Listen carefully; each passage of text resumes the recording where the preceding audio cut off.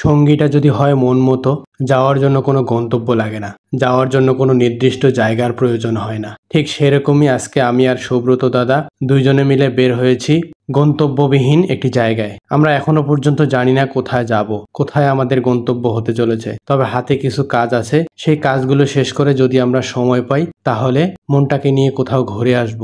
অনেক দিন হলো কোথাও যাওয়া হয় না, কোথাও না যেতে পেরে যেন জীবনে মনে হচ্ছে কিছু অপূর্ণ রয়ে গেছে। আর সেই অপূর্ণগুলোকে পূরণ করার জন্যই আজকে বের হয়েছি দুজনে মিলে। দেখা যাক কোথায় যাওয়া যায়। অবশ্যই আপনারা আমাদের সাথে থাকবেন। তাহলে চলুন আজকে শুরু করি। আমরা কোথায় যাচ্ছি, কি করব, কি অ্যাক্টিভিটিস করব, আজকে পুরোটা থাকতেছে আমাদের এই ভিডিওতে। অবশ্যই পাশে থাকবেন, সাথে থাকবেন, পুরো ভিডিওটা দেখবেন। তাহলে চলুন শুরু করা যাক। আসসালামু আলাইকুম এভরিওয়ান, আমি রুবেল হোসাইন আপনাদের মধ্যে আরও একটি ভিডিও নিয়ে হাজির হয়ে গেলাম আমি আজকে। আশা করি আপনারা সবাই ভালো আছেন। আমিও আলহামদুলিল্লাহ আপনাদের দোয়ায় অনেক ভালো আছি। তাহলে চলুন কথা না বাড়িয়ে আজকের মূল ঘটনায় চলে যাই। বেশ কয়েকদিন ধরে ভাবতেছিলাম কোথাও যাওয়া হয় না, কোথাও যাই, কোথাও গিয়ে ঘুরে আসি, কিন্তু কোথাও যাওয়া হচ্ছে না। হঠাৎ একটা কাজ পড়ে গেল ঢাকা সিটির মধ্যে। যেহেতু আমরা ঢাকা সিটির বাইরে থাকি, তো প্রায় সময় আমাদের ঢাকা সিটিতে আসতে হয় যে কোনো কাজে। তো ঠিক সেরকমই একটা কাজ পড়ে গেল। কাজটা করার জন্য আমাদেরকে ঢাকা সিটিতে যেতে হচ্ছে।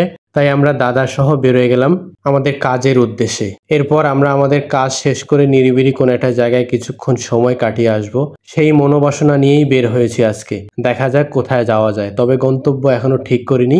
আমাদের হাতের কাজ শেষ করব, শেষ করে আমাদের হাতে যে পরিমাণ সময় থাকবে সেই সময় অনুযায়ী আমরা আমাদের গন্তব্যটাকে সেট করব ইনশাআল্লাহ। রাস্তার দুপাশে অপরূপ সৌন্দর্য দেখতে দেখতে আমরা পৌঁছে গেছি আমাদের প্রথম গন্তব্যে, মানে যেখানে আমাদের কাজ আছে। দাদা আমাকে একটি গাছের নিচে বসিয়ে রেখে কাজটা সম্পূর্ণ করার জন্য গেছে। কাজটা শেষ হলে এরপরে আমরা আমাদের দ্বিতীয় গন্তব্যটা সেট করব, কোথায় যাওয়া যায়, কোথায় গিয়ে আজকের সময়টুকু কাটানো যায়। আমরা ইতিমধ্যে আমাদের গন্তব্য সেট করে ফেলেছি।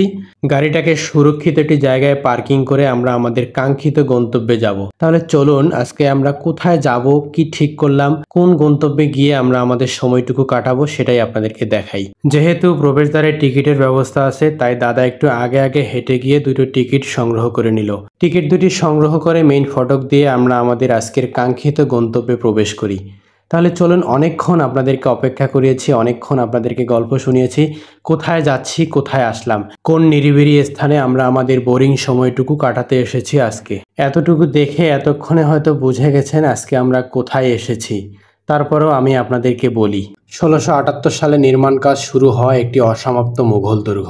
সম্রাট আওরঙ্গজেবের পুত্র মুঘল সুবেদার মোহাম্মদ আজম শাহ এটি নির্মাণ কাজ শুরু করেন। পরবর্তীতে তিনি দিল্লি হস্তান্তর হওয়ায় এটির নির্মাণ কাজ বন্ধ হয়ে যায়। তার উত্তরসূরি মুঘল সুবেদার শায়েস্তা খাঁ 1680 সালে নির্মাণ কাজ পুনরায় শুরু করেন, কিন্তু তিনিও কাজটি সম্পূর্ণ শেষ করেননি, কারণ মুঘল সুবেদার শায়েস্তা খাঁয়ের কন্যা পরিবেবী সেই সময় মারা যায়। এ কারণে তিনি নির্মাণ কাজ বন্ধ করে দেন। রাজকীয় মুঘল আমল সমাপ্ত হওয়ার পর দুর্গটি পরিত্যক্ত অবস্থায় রয়ে যায়। 1844 সালে এলাকাটি আওরঙ্গাবাদ নাম বদলে লালবাগ নাম পায় এবং দুর্গটি পরিণত হয় লালবাগ দুর্গে। সেই থেকে এখন পর্যন্ত এটি লালবাগ কেল্লা নামে পরিচিত হয়ে আছে জনমানবের কাছে। মুঘল সাম্রাজ্যের অনেক অসাধারণ সৃষ্টি রয়ে গেছে আমাদের বাংলার এই জমিনে, তারই সাক্ষী হয়ে দাঁড়িয়ে আছে এই লালবাগ কেল্লা দুর্গটি। তাই তো আজকে আপনাদেরকে নিয়ে এসেছি এই দুর্গটি ঘুরে দেখবার জন্য।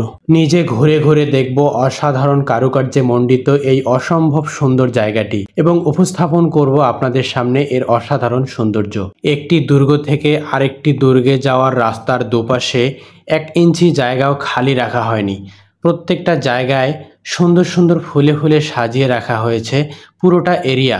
আর এই কারণেই পুরনো সেই দুর্গটির নতুন এই রূপ প্রত্যেকটা পর্যটকের মন কেড়ে নেয়। আমাদের বেলাও হয়নি ভিন্ন কিছু, মন জুড়িয়ে গেছে এখানে এসে। চারপাশে ঘন ঘন দালান কোটার মাঝখানে এত সুন্দর, অসম্ভব সুন্দর একটি জায়গায় কার না আসতে মন চায়। তাই তো প্রতিদিন এখানে হাজারো পর্যটক ভিড় করে বিকেলবেলা। প্রতিটা দুর্গের দেয়ালেই মিশে আছে মুঘল সাম্রাজ্যের নানা স্মৃতিকথা, যা আমাদের অনেকেরই অজানা। চোখের সামনে ভেসে বেড়াচ্ছে না জানা কত শত স্মৃতি। মনে হচ্ছিল আমি ঠিক যেভাবে হেঁটে হেঁটে এক দুর্গ থেকে আরেক দুর্গের দিকে যাচ্ছি, মুঘল সম্রাটরাও হয়তো এভাবেই হেঁটে হেঁটে এক দুর্গ থেকে আরেক দুর্গে যেতেন। এখানে এসে এর সৌন্দর্য দেখে আপনি নিজেকে কিছুক্ষণের জন্য মুঘল সম্রাটের কেউ একজন ভাবতেই পারেন। প্রতিটা কোণা ঘুরে ঘুরে দেখছি এবং জানার চেষ্টা করতেছি প্রতিটা কোণার সেই পুরনো ইতিহাসগুলোকে।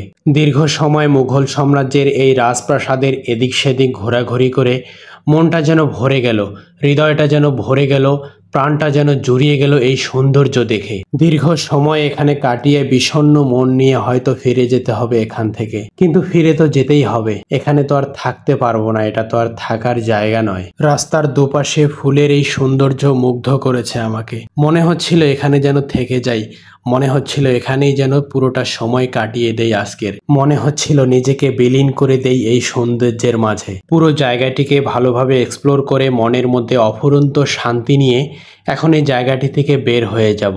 জীবনের এই পথে চলতে চলতে যদি ক্লান্ত হয়ে যান, হাজারো কষ্ট যদি মনের মধ্যে জমা হয়ে থাকে, মনটাকে ভারী করে রাখে, তাহলে নিজেকে একটু সময় দেন, নিজেকে নিয়ে একটু হারিয়ে যান প্রকৃতির মাঝে।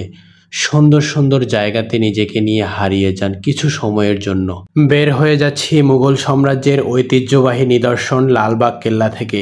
পাশেই মুঘল সাম্রাজ্যের নির্মিত একটি মসজিদ আছে। এখন সেই মসজিদটা একটু ঘুরে দেখব, মসজিদটা কিভাবে নির্মাণ করেছেন তারা, সেটা একটু ঘুরে দেখার চেষ্টা করব। দেখানোর চেষ্টা করব এর নির্মাণ কৌশল আপনাদেরকে। অসাধারণ কারুকার্য আর মন জুড়ানো নির্মাণ শৈলীর প্রতিটা কোণা আপনাকে বারবার মুগ্ধ করবে। মুঘল সাম্রাজ্যের অপূর্ব সৃষ্টি, অসাধারণ এই মসজিদটি আশপাশটা ঘুরে দেখে আমরা এবার ফিরে যাওয়ার সিদ্ধান্ত নেই। কিন্তু ফিরে যাওয়ার আগে আমাদেরকে কিছু খেয়ে নিতে হবে, কারণ সারাদিন না খেয়ে আমরা অনেকটা ক্লান্ত হয়ে গেছি। আর সেই খাওয়ার জন্যই আমরা একটা রেস্টুরেন্টের উপরে উঠি। কিন্তু সেই রেস্টুরেন্টের উপরে উঠে আমরা প্রায় হতভম্ব হয়ে যাই, প্রায় অবাক হয়ে যাই, কারণ সেই রেস্টুরেন্টের ছাদে এসে যে সৌন্দর্য ধরা দিয়েছে আমাদের চোখে, সেটা আসলে বলে বোঝানোর মতো ভাষা নেই, বলে বোঝাতে পারবো না হয়তো আপনাদেরকে। জানি না এই সৌন্দর্য কতটুকু বর্ণনা করতে পেরেছি আপনাদের সামনে। তবে ভিডিওটি শেষ পর্যন্ত দেখার জন্য আপনাকে অনেক অনেক ধন্যবাদ। আপনার মূল্যবান মতামত অবশ্যই আমার কমেন্ট বক্সে জানিয়ে যাবেন। আজকে বিদায় নিচ্ছি, ভালো থাকবেন, সুস্থ থাকবেন। দেখা হবে অন্য কোনো ভিডিওতে, অন্য কোনো ব্লগে, অন্য কোনো স্থানে, অন্য কোনো সুন্দর জায়গায়।